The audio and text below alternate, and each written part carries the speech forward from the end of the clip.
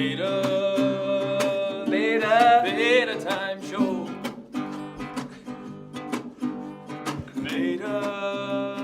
Beta time show. Woo!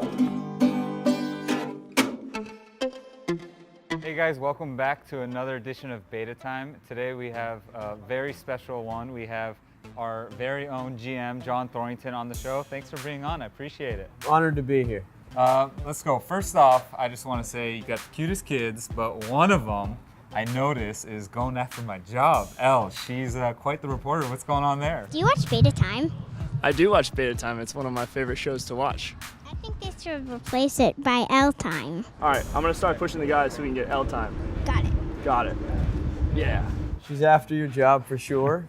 She's shown a good deal of talent, so we'll see how this goes. And yeah, she had a great time visiting with the players, and she's trying to get some more work. She hasn't gotten the call back, but we'll work on it. I might have to get her on one of the shows, one time.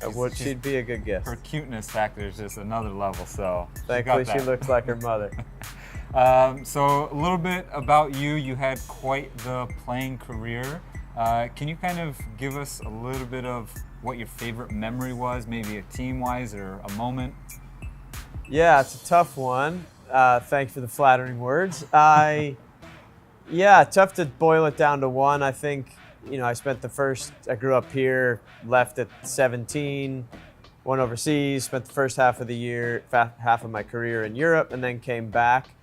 Right when I came back, I actually had a 2-year period where I struggled even more than I normally struggled with injuries, and was basically done, and was thinking I was retiring in 2007. I think rather than one moment, I think the most gratifying part of my career was after I had stopped playing for 6 months, was looking into business school, next steps.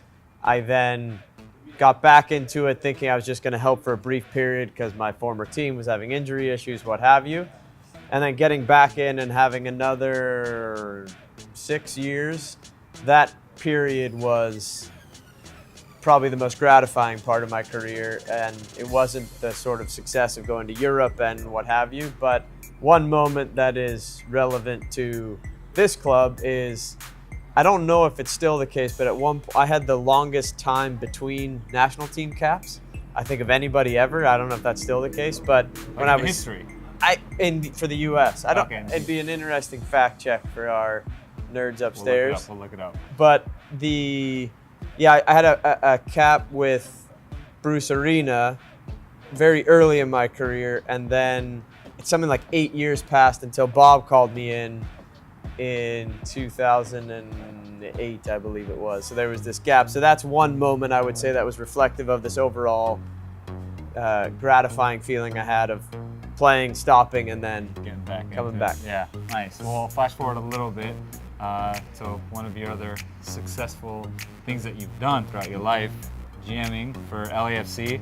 What's been your favorite moment? Obviously, it's been only a year so far, but it's a pretty incredible year. What was your favorite moment of last year? Favorite moment of last year was probably the home game against Seattle.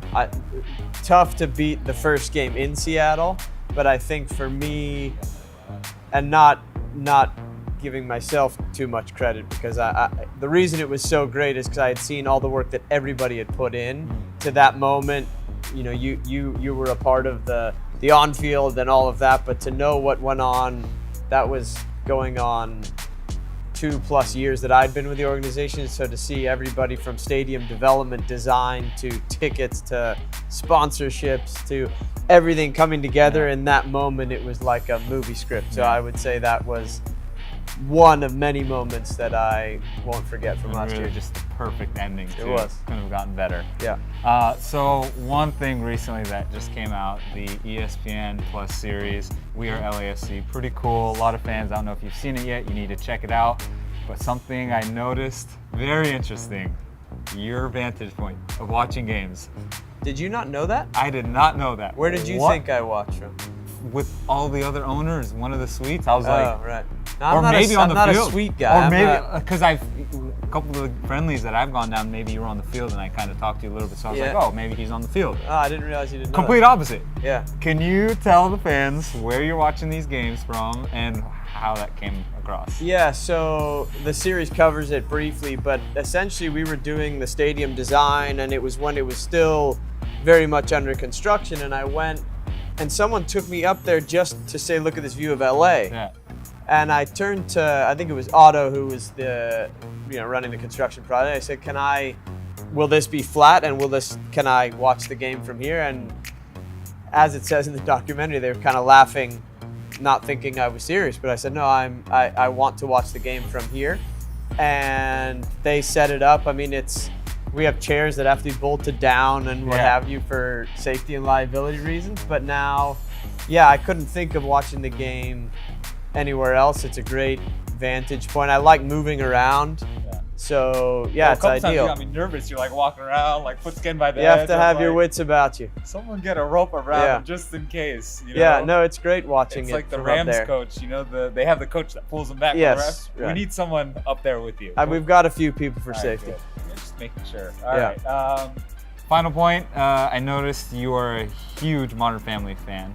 Ty Burrell, you had the chance of meeting him. Yeah. What was that moment like for you? How did you know I was a Modern Family fan? Someone kind of gave it to You're me, getting and I'm hints running. from someone. I don't know if huge is the right word. I don't watch much TV, but it is one show that we make a point to watch. So I guess it's relatively huge, yes.